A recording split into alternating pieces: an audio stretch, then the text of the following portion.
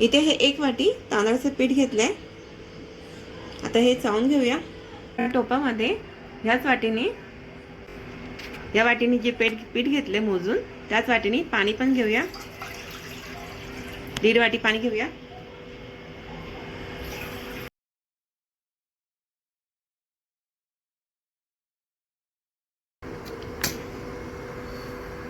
आता यामध्ये चवीनुसार मीठ घेतले आणि हा छोटा अर्धा चम्मच पापड खार घेतलाय.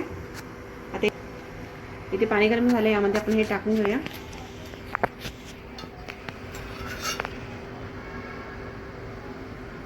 इथे या पाण्याला उकळी आली आहे. आता यामध्ये आपण हे तांदळाचं पीठ चाळून घेतलंय, हे आपण टाकून घेऊया. गॅस बारीक करूया. परत गॅस फास्ट करूया.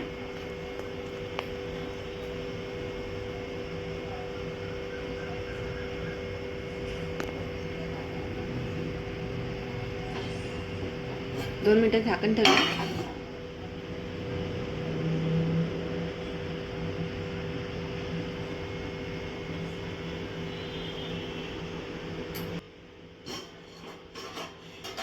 आता झाकण काढून घेऊया. आता या पिठाला चांगलं मिक्स करून घेऊया.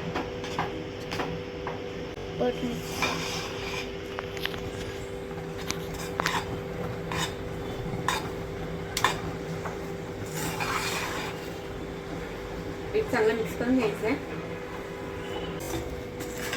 पिठाची चांगली उकड काढून घेऊया. चांगलं मिक्स करून घेऊया पीठ.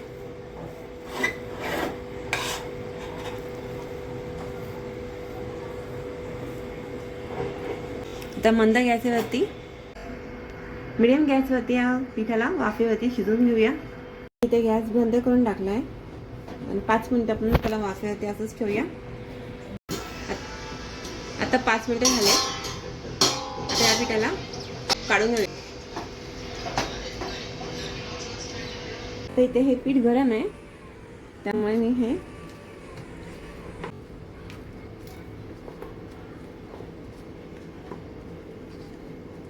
गरम गरम असतानाच मळायचे.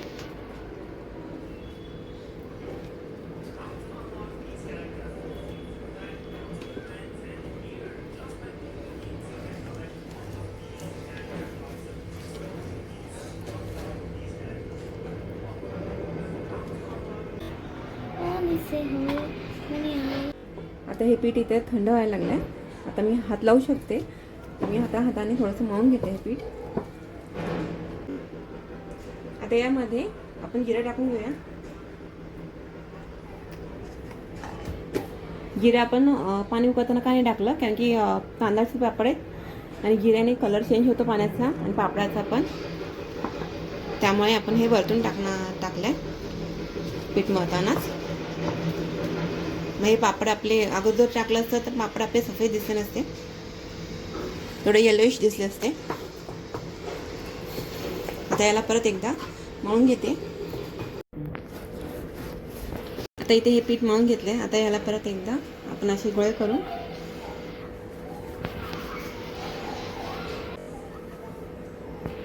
पुन्हा एकदा वाफायला ठेवूया. म्हणजे पीठ चांगलं उकळलं की पापड चांगले येतात, तुटत नाही. आता पुन्हा एकदा हे गोळे करून वाफून घेऊया, म्हणजे पापड नाही आणि चांगले होतात. त्यासाठी आपण आता परत वाफेवर शिजून घेऊया. आता हे पीठ उकडून झालंय. आता याला काढून घेऊया.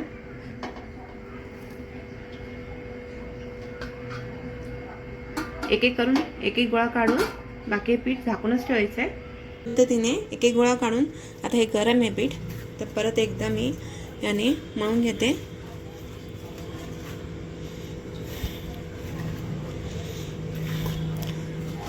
पीठ चांगलं मळलं की हाताला चिटकत नाही आणि पापड पण छान होतात.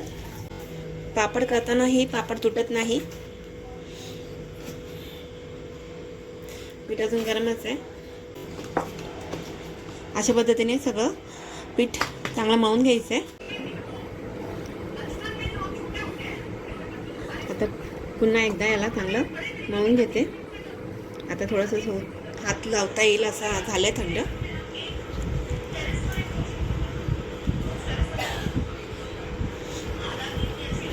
चांगलं मळलं की ते हाताला पण नाही चिटकत.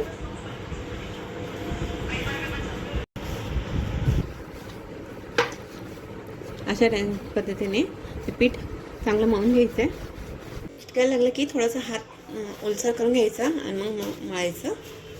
आता इथे हे आता याचं आपण छोटे छोटे गोळे करून घेऊया.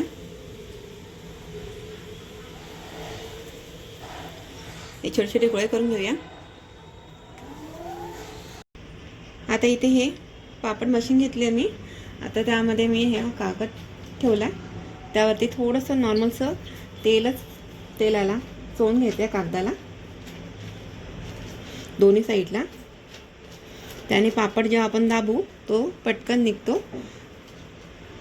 एकच टाईम फक्त लावायचं आहे आणि त्यानंतर सर्व पापड काढून घ्यायचे आहेत. आता इथे हा गोळा आहे, हा गोळा ठेवून घेऊया.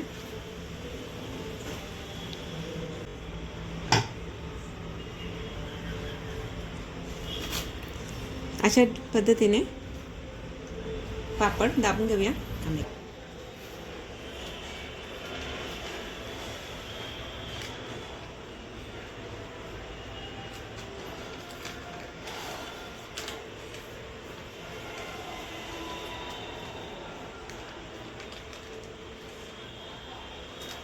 तेल लावल्याने पापड झटपट निघतो. पण यामध्ये आपण तेल अजिबात वापर केला नाही आहे, फक्त ह्या कागदालाच तेल लावण्याचा वापर केला. तेल लावलं आहे कारण की आपल्याला पापड जास्त दिवस टिकतो. तेलाचा वापर केला की पापड जास्त दिवस टिकत नाही, नंतर त्याचा वास यायला लागतो. इथे मी तेलाचा काहीच उपयोग केलेला नाही आहे, फक्त कागदाला तेल लावण्यापुरतं पापड घेतलेत. अशाच पद्धतीने सर्व पापड करून घेऊया.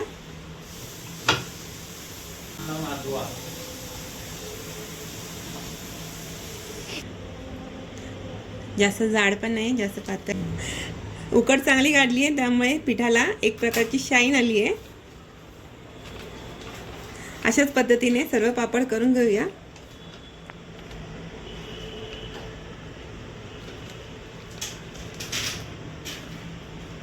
अशा पद्धतीने पापड करून उन्हात वाळून घेऊया. आता इथे तेल गरम झालंय. आता यामध्ये आपण हे तांदळाचे पापड ते तळून घेऊया.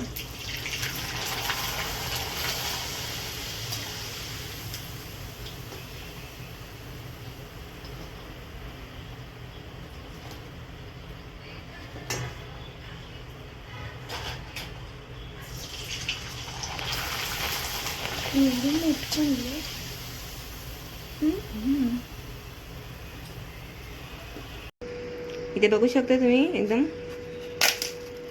कुरकुरीत आणि छान असे झालेत. झटपट होणारे पापड आहेत हे. इथे तुम्ही पापडाची साईज बघू शकता, डबल झाली आहे. एवढा पापडाची साईज होती आणि फुगून एवढा झाला. तयार आहे तांदळाचे पापड. जर तुम्हाला ही व्हिडिओ आवडली असेल तर लाईक, शेअर, सबस्क्राईब करा, कमेंट करा, बेल आयकॉन दाबा.